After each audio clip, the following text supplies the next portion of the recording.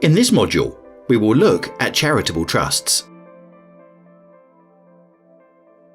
Charitable trusts are express purpose trusts and the only form of purpose trust capable of enforcement despite the absence of an identifiable beneficiary.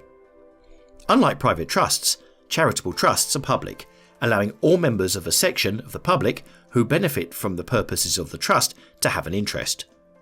The governing statute is the Charities Act 2011 and defined the charity as an institution which is established for charitable purposes only and falls to be subject to the control of the High Court in the exercise of its jurisdiction with respect to charities.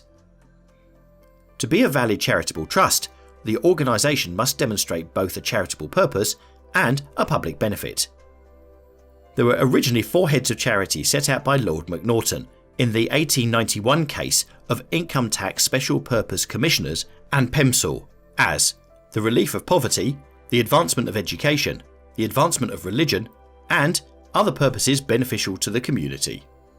Since that time, however, the nature of society and the economy has changed, such that charitable aims have broadened. A charitable trust is therefore held to be so by the Charity Commission if it is analogous to any other purpose either within the preamble of the Charitable Users Act of 1601 or since held to be charitable and therefore has expanded to cover many other charitable causes.